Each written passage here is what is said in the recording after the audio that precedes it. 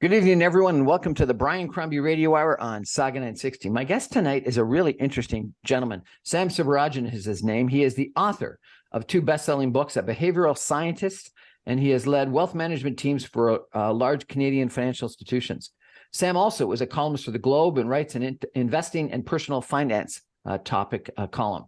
Recently, Sam published a book, and it's called Uphill: How to Apply Ancient Wisdom and Modern Science to Life's Choices and Challenges. Really, that's kind of interesting. It's been on the Amazon best-selling list. We're going to chat tonight about the book and what motivated Sam to write it and what he hopes readers will get out of it. Sam, welcome to the show. Thank you, Brian. Pleasure to be here. My pleasure. So, how to apply ancient wisdom and modern science to life's choices and challenges. Really? That's fascinating. Tell me about what the book's argument is. Sure, Brian. So, as one of the characters says in the book, it's about a series of choices. Base today's choices on our understanding of the world, our experience with similar choices in the past, and our expectations of what will result from this choice that we make today in the future. So each choice gets us up another rung on the long ladder of life, and making better choices simply means that we maximize the likelihood that we live the life that we want to live. So this book sets out a framework and a set of tools to help people make better choices. So that's fascinating, and this comes, I guess, from your background as a behavioral scientist. It is based on my background as a behavioral scientist. That's a good point.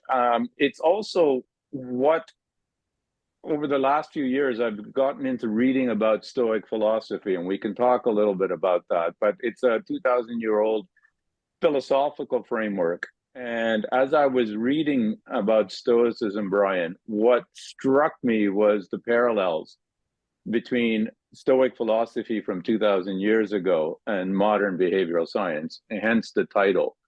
So that there's this overlap between philosophy and science, and the two combined provide, I think, a practical toolbox and toolkit for people to apply to choices and decision making. So there's this line that I hear often about what will be will be, or if it's written in the stars, it'll happen, or some people have this sort of fatalistic perception of life that the choice really doesn't matter, that if it's going to happen, it's going to happen. Mm-hmm. You obviously disagree with that.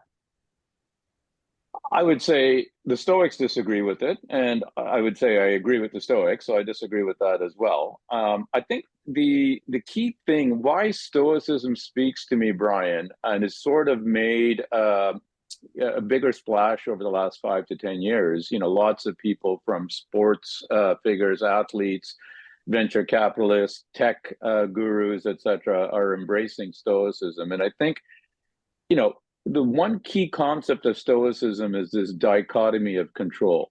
And that is that, know what's in your control and know what is outside of your control. And to contrast that with your point of being fatalistic, that things are going to happen, Stoicism argues strenuously against that perspective. One of the key disciplines of Stoicism is acting, but acting in a way that you're contemplating the consequences of your action and taking that into account.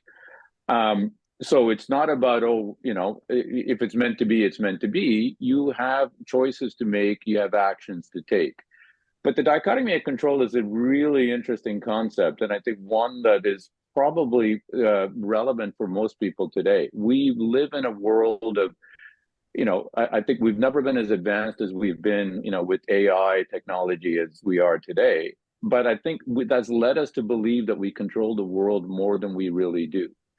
So the Stoic analogy that really resonates with me is the story of an archer pulling back a bow and arrow and shooting at the target. What the Stoic says is that the archer is in full control of her preparation and her training and her skills and experience. And until the moment that she pulls the bowstring back and releases the arrow, she's in full control. So that's her actions. But after the arrow is released, whether it hits the target or not is totally out of our control.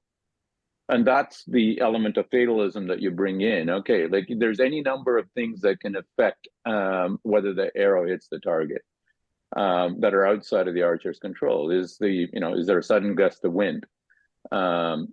Did something else happen that affected the shot? But there's a distinction between acting and the outcome or the result of your action. Fascinating.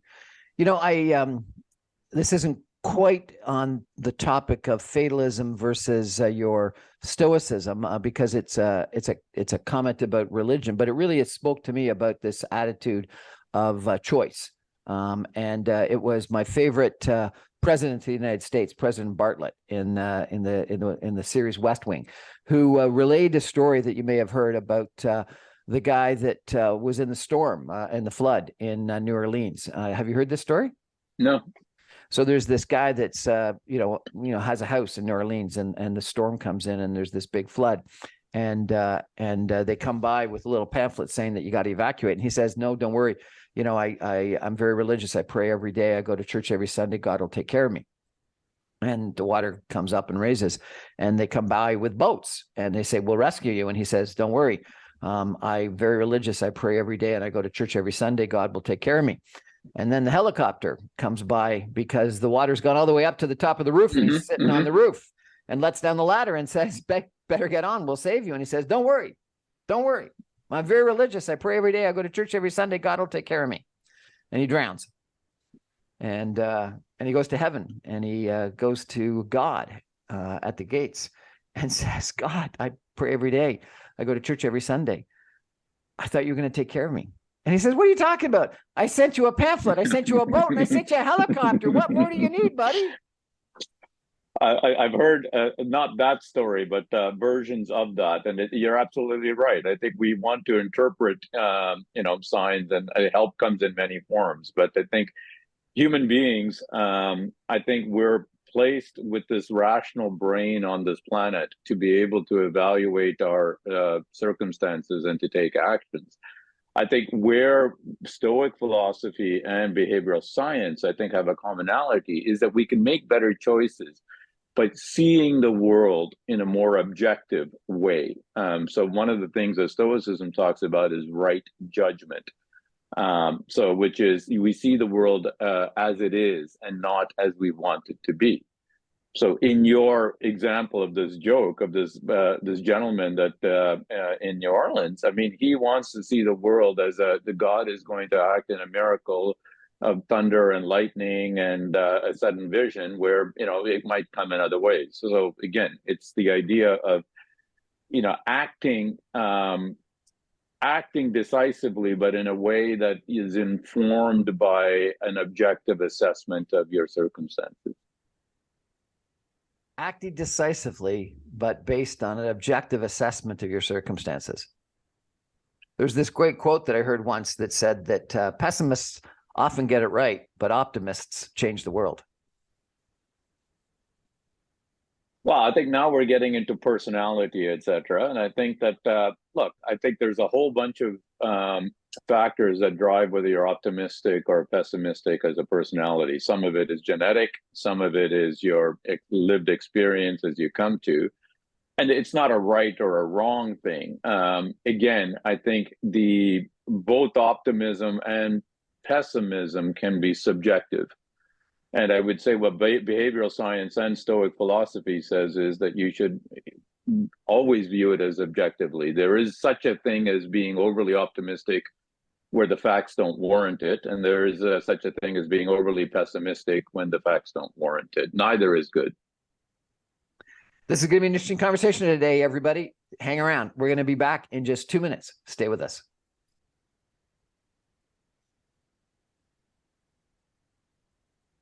Welcome back, everyone, to the Brian Crombie Radio Hour on Saga 960. My guest today is Sam Sivarajan. He is the author of 2 best-selling books. We're chatting today about one of them, a newly published book that he's just sent out called Uphill: How to Apply Ancient Wisdom and Modern Science to Life's Choices and Challenges. Sounds really interesting. You know, Sam, it sounds like a nonfiction book, but you're saying that there's a story in it? So it is a nonfiction book, Brian, but written in the form of a story. I wrote it that way because I think it's easier, and actually, academic research shows that it's easier to relate to a story. And I really want the reader to easily digest the philosophical and behavioral lessons. So the book follows the story of Devin, who has been unexpectedly let go from his corporate job. And as he struggles to figure out what all this means and what he should do next, a mentor recommends that Devin climb Kilimanjaro. And the book is about the lessons and insights that Devin learns on this bucket list journey. He learns Stoic lessons from his trekking guide, which his mentor then links to modern behavioral science. Fascinating. Did you go to Kilimanjaro? Is this a story about you? It's not a story about me. It is a story that is informed by some of my experiences and perspectives, as well as those of friends, families, and colleagues. But yes, I did climb Kilimanjaro way back in the wild days of the recession of 2008. But I climbed a different route. I climbed it with a different group. I didn't have a philosophizing trekking guide, but I think the experience of climbing Kilimanjaro kind of informed, the writing of that journey, and some of that experiences and perspectives that came from it. Sam, you're a finance guy, and you have run wealth management groups. And the last conversation we had was all about finance. What prompted you to write this book? It sounds more like a philosophy book than a finance book. Yes. So that's a great question. And I would say there's a number of things that went into the motivation to write this book. I would say, like some of your listeners, I am now old enough to have experienced setbacks along the road of life, whether at work, at home, through loss of friends or loved ones. We've struggled with the question, or, faced the question, as we all do, how one makes sense of these setbacks and still move forward in a meaningful way.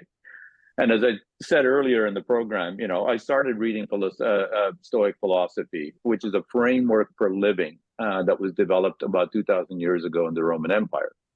So just to put that into perspective, the Stoics believed that the purpose of life was flourishing or well-being. And they believed that we lived a good life by using our rational brain, which in turn meant developing a good character. In other words, doing the right thing, right reasons, in the right way, at the right time. And this was the philosophy that, both emperors like Marcus Aurelius and slaves like Epictetus or Seneca used way back when. And as I said earlier, that is being used today by generals, politicians, professional athletes. But two thoughts struck me as I was reading Stoic philosophy: that the same problems, hopes, and fears that plagued the poor and the powerful 2,000 years ago are with each of us today.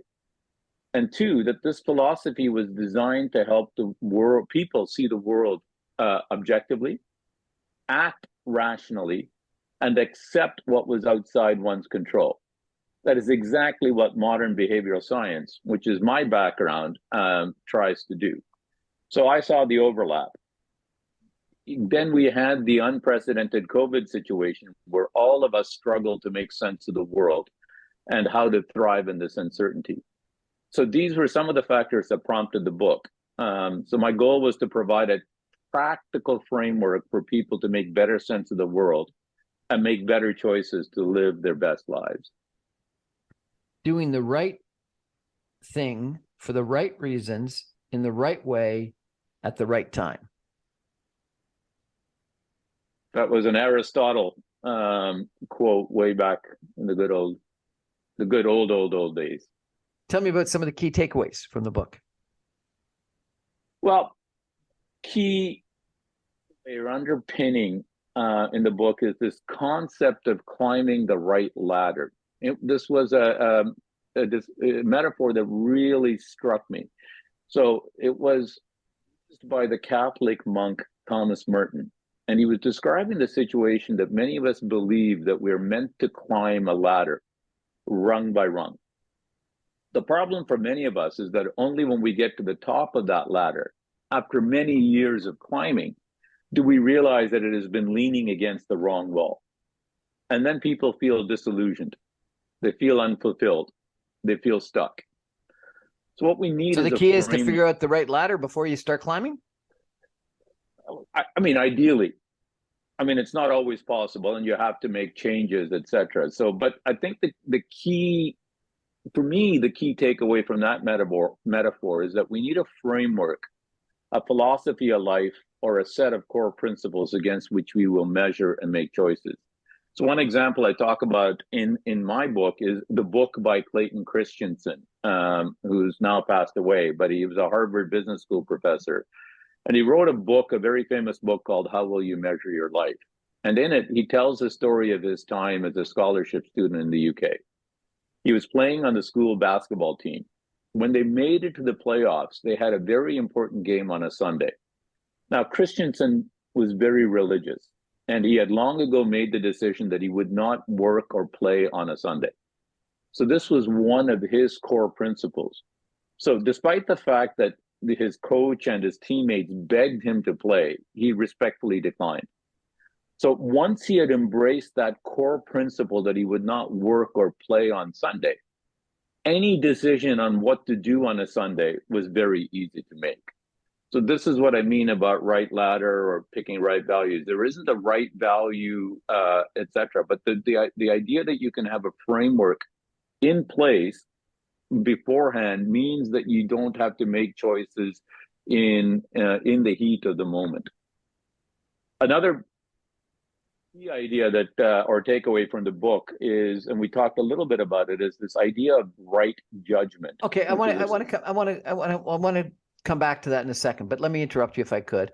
Sure. So you've got to have these core principles. He sort of had it easy on that one because it was a religious one. Yeah. How do you come up with core principles? So, I mean, again, core principles are what matters to you. Okay. So I'll give you a simple example. Again, I kind of put it in the book, but you could be, you could be in the corporate world and you might be entertaining clients on a regular basis. So you're taking them out for lunch, etc. Do you drink or do you not drink? It could be very simple. Your core principle might be like, you know what? I'm going to have dinner. I'm going to have a glass of wine in the evening with my spouse or on the weekends with friends, but I'm not going to have a drink at work during the work week, etc. So your core principle is that I don't drink during at business lunches. It's a mundane example, but the idea is, and I'll give you another example. When Barack Obama was president of the United States, he made a decision that he was going to wear only black and blue suits, and he had a closet full of black and blue suits. So what did that mean? It means that he doesn't have to make a decision every morning of what he's going to have to, what he's going to wear. And what did that do? It allowed him to free his mind from making decisions, decisions that were relatively unimportant or didn't fit in with his philosophy of life, and save that mental energy for other decisions that were more meaningful and more impactful. Okay. You want to talk about right judgment. So right judgment is seeing the world as it is, objectively, and not as we want it to be, subjectively. So I'll give you an example. So, Brian, have you ever inadvertently cut off someone while you were driving? Now, I'm not going to put you on the spot to answer that. Undoubtedly. Well, I think we all have. So the other driver is honking at us. What do we tell ourselves? We tell ourselves, oh, I didn't see the sign that the lane is ending, or I have an emergency to attend to. So we have a reason and a rationale for why, we did this behavior. But when someone else cuts us off, we get upset thinking that that other driver is an idiot or deliberately doing it to provoke us. So humans are wired to think that what we do is affected by external circumstances out of our control. But what others do is motivated by their personalities. So deliberately in their, in their choice. In behavioral science, this is called the fundamental attribution error. And again, it's one of the things that I talk about in the book to say, like this comes from modern behavioral science, but how we can manage or protect ourselves against that. Fundamental attribution error. So we think that what we do is justified, and what other people do, they're idiots. It's not. Or there's extenuating circumstances for us that are outside of our control that justifies what we do, but we don't give the same recognition that there might have been those same extenuating circumstances. So the person that cuts us off might have been rushing to the hospital for an emergency, etc. And by the way, when I say this, we all have this. This is not it's not a holier than thou. I think it really is the way human beings are wired. I understand that your book has a story about Ferrari versus Lamborghini. Tell us a little bit about that story and what the lessons are from it. I love this story. It's let me set the stage. So a French philosopher named René Girard wrote about this concept called mimetic desire. So what a mimetic desire or mimesis is the idea that he identified that desires are mostly, it's not internally generated, but they're triggered by other people or other things. So in the modern language right now, for example, this is the keeping up with the Kardashians as an example. And so the story that you're referring to is about, in the book, is about Lamborghini and Ferrari, the two famous Italian sports car makers. So the story goes that Lamborghini was a successful tractor manufacturer and bought himself a Ferrari sports car.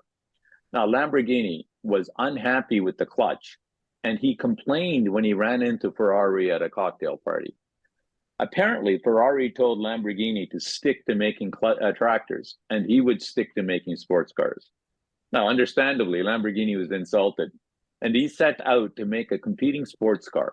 And within 4 years, he was so successful in competing with Ferrari that Lamborghini engineers begged him to let them build a race car to challenge Ferrari on the racetrack.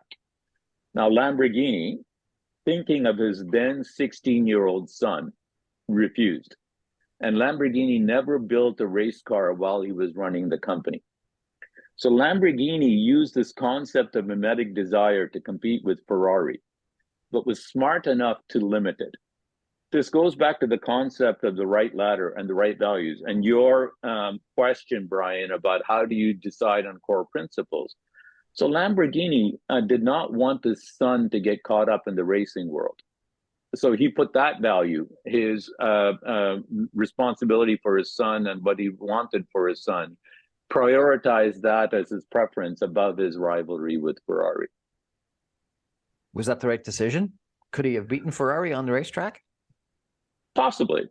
And I think, but the important thing on these things is I don't know that there's ever a right or a wrong decision. And I think that's the key thing out of both Stoicism and behavioral science. It's the right under the context, and it's right for the person.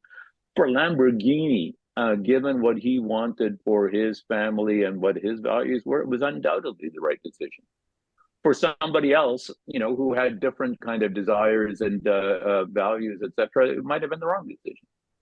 Okay, this concept is called mimesis or mimetic desire, which is the desire to compete with others. No, it is the concept that what we think are internally generated ambitions or goals are actually more likely triggered by external forces, external people. It's like the keeping up with people. So I'll give you an example. So we see all these billionaires flying off into space. Did they all suddenly decide that going into space was independently what they wanted to do? Or are they triggered because, Bezos sees Branson sees Elon Musk, And so they all kind of, come up with that desire or that objective to do it.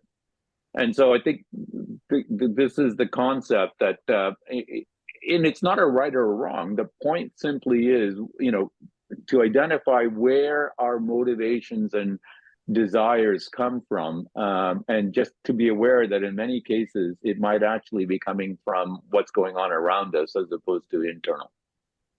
But it sounds like Lamborghini actually didn't avoid this; he just controlled it, so that this desire was certainly that desire that fueled his original competition to build the Lamborghini race car, sports car, which he did over 4 years, you say, but he was able to control it such that he didn't actually start racing on the racetrack.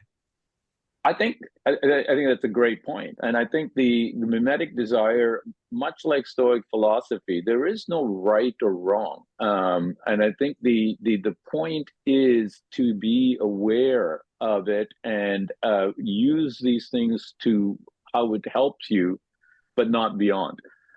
So mimetic desire, the idea to compete with somebody else and to be, want to be better than other people. There's nothing inherently wrong with that. There is no judgment that is being passed. But as in anything, it can be taken too far, and get out of control. And that's the only point that that I would make on mimetic desire. And I think that Lamborghini, to your point, used mimetic desire to compete and succeed against Ferrari. He just decided where he was going to draw the line to not take it any further than that. And I think the concept, one of the key takeaways I would say from Stoic philosophy that really resonates with me, but along the lines of what you are talking about, is there isn't a judgment. It isn't a religion. It's a philosophy. And the idea is not that someday you get there and you're a Stoic and you've got all of your things in control. The concept in, or the mindset in Stoic philosophy is progress, perfection.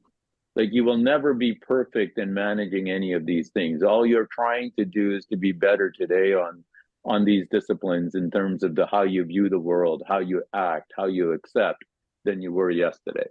But there's a constant reminder to yourself that, to be aware of these things. So the key Stoic philosophers wrote journals on a daily basis, evaluating how well they lived their philosophy each day and what they need to do better the next day. So some of the key takeaways are, number one, that you are better off if you have these core principles, whether it's to take a day off a week, the Sabbath, whether it be Saturday or Sunday or sometime, based on whatever your background is, or something like that. Wear only black or blue suits according to Obama's rule, etc. So think about and develop some core principles that make further judgments in the future easier, because you got to judge them relative to your core principles. And then the second thing that you talked about is making sure that you have this right judgment, and that you understand that sometimes you have this fundamental attribution error, that you think that all your decisions are okay and justified, but other people's aren't, and so therefore you should understand that everyone may have reasons to making the judgments that they have. And then I guess the third thing is that you're suggesting that we're sometimes fueled by emotion, whether it's keeping up with the Kardashians or the fear of missing out or something like that, and that it's better off if we can understand what those emotional triggers are that are driving our judgments. Is that fair? Well, that's absolutely fair. And I think one of the misconceptions about Stoics, or at least the way it's portrayed in, on TV or in popular media, is like it's the Vulcans, Mr. Spock, that it's emotionless. And that's not the point. The Stoics absolutely believed in emotions, and behavioral science actually shows, and biology shows, that without emotions, we're not able to make decisions. So it's not about, avoiding emotions. It's about not letting those emotions, hijack your rational brain when you're making a decision. You need both. You need rationality to evaluate the situation in the cold day of light, but you also need the emotions to kind of understand, the significance of what's happening and why it matters to you, and why the actions that you are thinking of doing is going to either get you in trouble or get you out of trouble going down the road. What a fascinating conversation. And it sounds like a really fascinating book. Remind us the title and where can people buy it if they're interested? So the title, Brian, is Uphill: How to Apply Ancient Wisdom and Modern Science to Life's Choices and Challenges. It's available as a paperback or as an ebook on Amazon.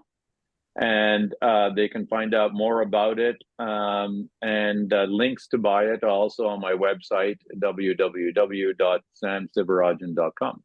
Sam Sivarajan, thanks for telling us a little bit about it. We're going to take a break for 2 minutes and come back with Sam, and we're going to talk a little bit more about his climb up Mount Kilimanjaro and how it motivated the writing of this book. Stay with us, everybody.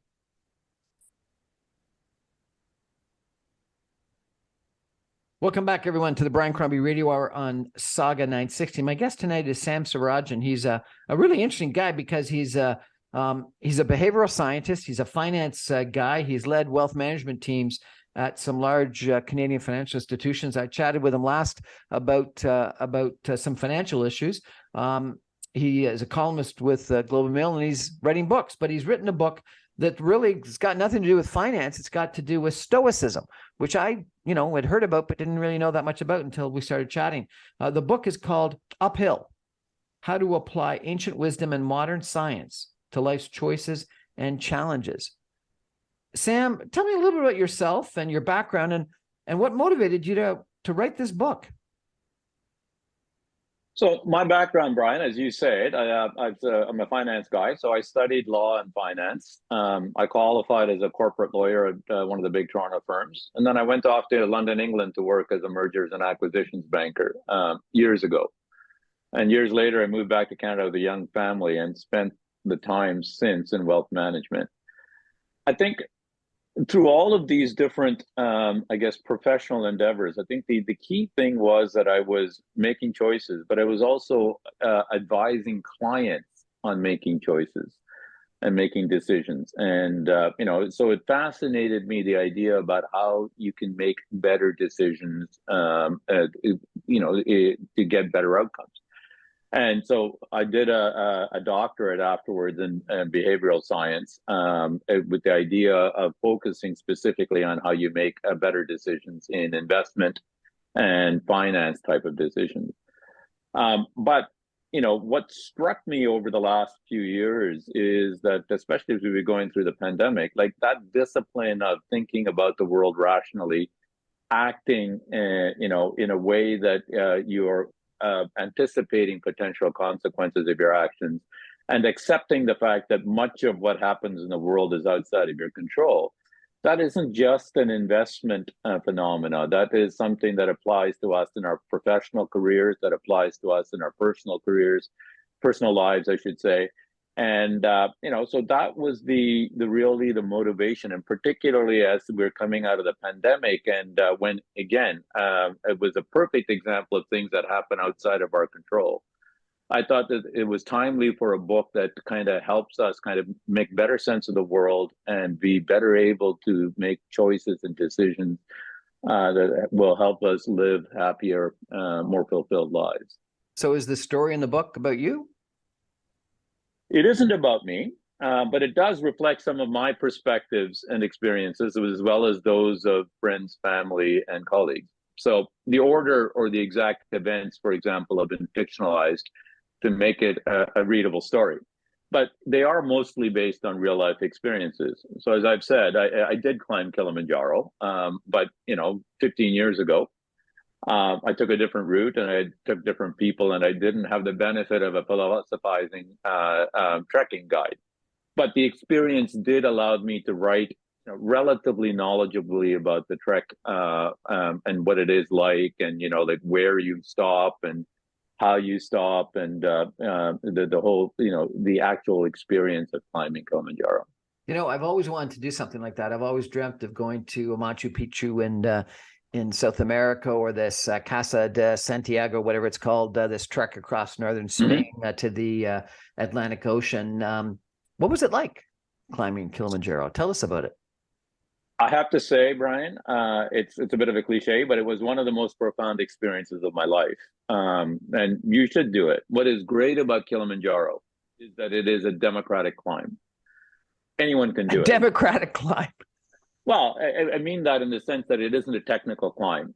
You don't need ropes, you don't need crampons, you don't need a lot of training.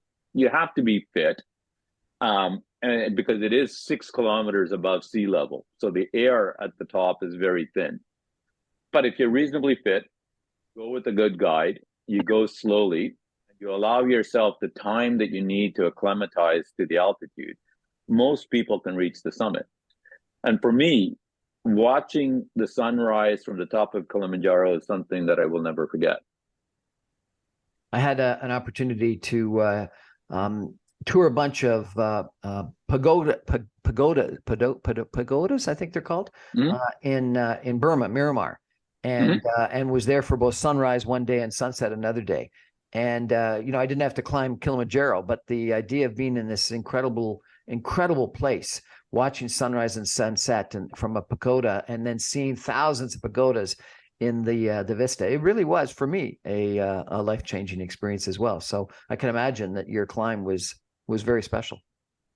Yeah, and I think for me, the other thing about climbing is it's probably one of the few times or places that, although there was coverage at the top of Kilimanjaro, even back then, but it's one of the times and places where I'm disconnected from devices and from the day-to-day things that are going on that we're all kind of distracted by and focused on.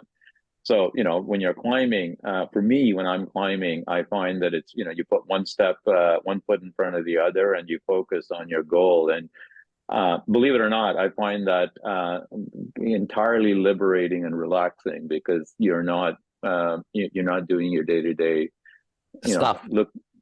Day-to-day stuff. So, I interviewed, actually, it was a wealth management guy, maybe like you, that said that you should have a trek planned in case something bad happens, like a loss of a job or a loss of a marriage or a loss of a something or other.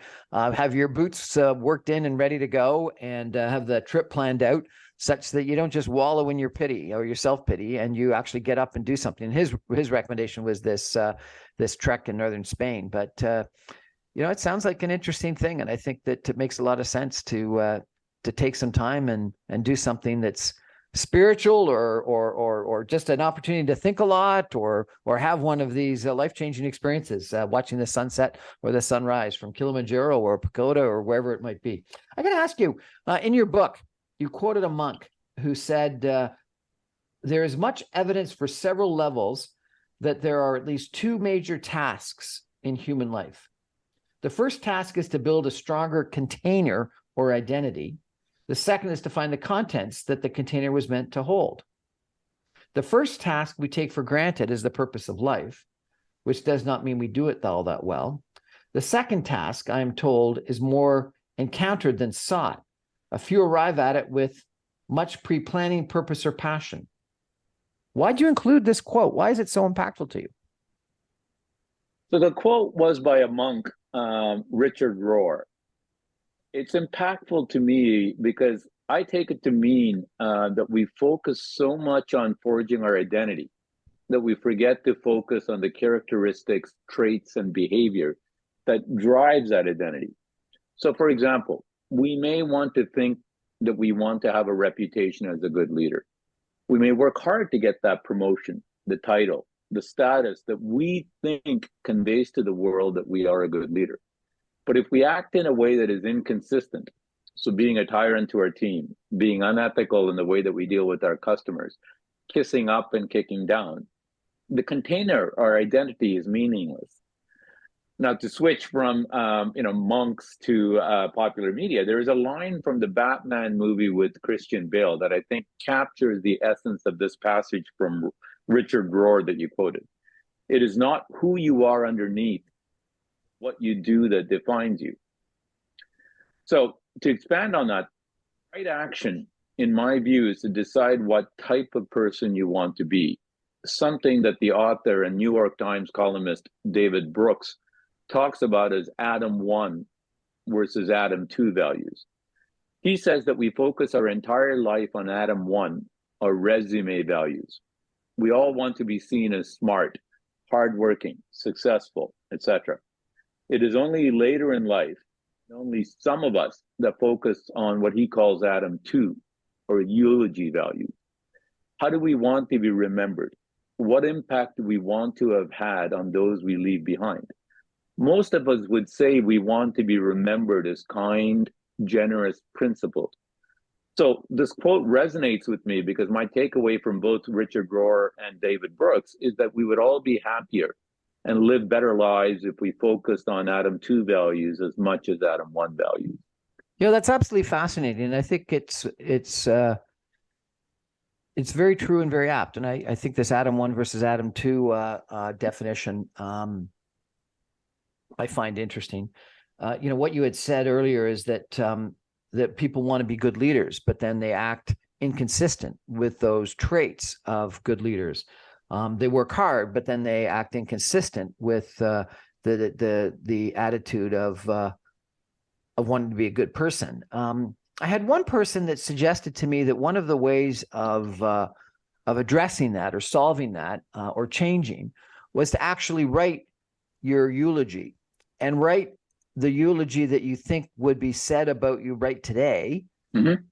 and or write the eulogy that you would like to have said about you. And if there's major inconsistencies, and be really objective in both, if there's major inconsistencies, that drives you to what you got to change.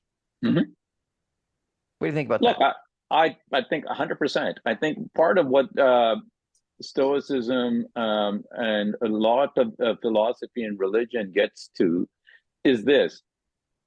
This is not a practice run. Life is, it goes in one direction and you get one shot at it. And, there's enough along the lines of that example that you give. But, there was a book written by a hospice nurse, Bonnie Ware, called The 5 Regrets of the Dying. And, and we've heard this, these stories that nobody on their deathbed is talking about, oh God, I should have stayed longer at the office, or God, I wish I did this, etc. It's all about, how we were as people and what, the way that we lived our lives. And, if life isn't, you don't get a do-over, or you don't get this opportunity to kind of practice and fix and, do a trial run, then the idea of, thinking about how you want to be remembered, writing your eulogy and trying to live up to it, having a set of core principles on how you, or a set of kind of, call it, a roadmap of how you want your life to unfold. I think these are good things to think about. And before people sit there and think I'm talking about, having a very prescriptive life that you script out and plan out every single detail. That's not it at all. I think roadmap it's a direction as opposed to detailed instructions on how you live it. Like, we have to want to know that, we want to go north instead of south. I think that's an important distinction to make. And, that doesn't mean you won't course correct. But it's better for you to figure these things out. It's good to be able to figure it out as soon as possible. Failing that, it's good to figure it out now. You mentioned something that called the 10-10-10 tip. What's the 10-10-10 tip? So the 10-10-10 tip was something I wrote about in the book that I had a lot of positive feedback from readers. So the idea is based on this quote by one of the earlier Stoics, Seneca, who said that no person has the power to have everything they want, but it is in their power not to want what they don't have. So Eastern philosophy says something similar. It is that if we can't change an event, we can at least change how we feel about it. So the 10-10-10 rule is simply a practice to ask yourself, when something happens that is out of our control, you can ask yourself, will this matter to me in 10 days, in 10 weeks, in 10 months? It is a way of putting things into perspective. When you worry about what you or somebody else said or did or didn't do, you realize by doing this exercise that very few things that we do or have done to us is going to matter, more than 10 days or 10 weeks or 10 months. So if it's not going to matter in that time period, then why let it bother you now? So it's like this book, Don't Sweat the Small Stuff. Yeah, I mean, it's all of this is to put things into perspective, and I think it's not trying to be esoteric, but it is an important reminder for all of us. I use it; it's an important reminder for me. I'm not always successful, but again, as the Stoics say, progress, not perfection. But it is a matter of kind of putting things into perspective, because we do get worried about things that, in the grand scheme of things, are not that important. We're going to take a final break and come back with some concluding comments with Sam in just 2 minutes. Stay with us, everybody.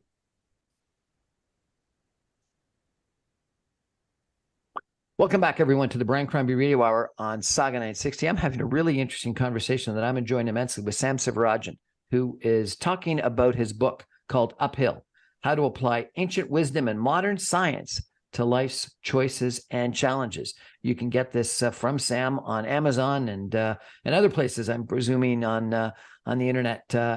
Sam, I've really enjoyed what you've got to say about Stoicism. I didn't know much about that. Let's summarize it all up, if you could. What are the key lessons that you think the listeners tonight should take away from your book? Absolutely. So first, life is a series of choices. The better choices we make, the better lives we will lead. The three key Stoic disciplines for the flourishing life are the right judgment, seeing the world objectively and not subjectively; the right action, that the actions that we take have consequences, and thinking about those consequences before we take the action; and the right acceptance. The idea that it is a world that many random things occur that are outside. We don't control other people or events, so we need to learn to accept the things that are outside of our control. I also connected to behavioral science, which is the modern science part of the title, which provides tips and frameworks on how we can practically achieve this idea of right judgment, right action, and right acceptance. And I cover some of these in my book. I guess the key takeaway, Brian, is that we don't have to let the slings and arrows of daily life get us down. Stoic philosophy is a practical philosophy. Behavioral science is a practical science. By leveraging both, we can effectively deal with the same problems, the hopes and the fears that have plagued humans for thousands of years, and likely will plague us for thousands of years more. This book is a story about Devon. Does he make it to the top of Kilimanjaro? I think that I'm not giving anything away, but say that not only does he make it to the top, he makes it back down, and he figures out what to do with his life. I read an incredibly good book by Herman Hesse called Siddhartha that sounds very familiar, where Siddhartha ends up going through numerous different stages of life and then finds enlightenment at one point in time. So does your character find enlightenment? I think not enlightenment, but I think he's not that evolved, but I think he has a better sense of perspective and how to make sense of the things that have happened and how to live a happier life, how to approach choices going forward. I really enjoy this conversation, and I thank you for it. I've met a lot of people that have this sort of attitude about what is to be will be, or whatever it is, that line, and are very fatalistic and just sort of, they think they have choices, but even if they make bad choices, they say, well, that's the universe that is showing me the way, or causing me to make those decisions and choices. And I think what you've described very accurately is that no, we have control over our lives. We have control over our choices, and we need to make good ones and take responsibility for the choices that we take. So I really appreciate you chatting with us today. Remind us what the name of the book is and where we can get it. The name of the book is Uphill: How to Apply Ancient Wisdom and Modern Science to Life's Choices and Challenges. You can find it on Amazon, as you said, and you can find the links also on my website, along with other stuff, www.samsivarajan.com. Sam Sivarajan, really appreciate the conversation today. Thanks so much. I really enjoyed it. I remind you, everybody, that I'm on every Monday through Friday with interesting guys like Sam at 6 o'clock on 960 AM. You can stream me online at www.saga960am.ca. All my podcasts and video casts are available on my website, briancrombie.com. Good night, everybody. Thanks, Sam. Thank you, Brian.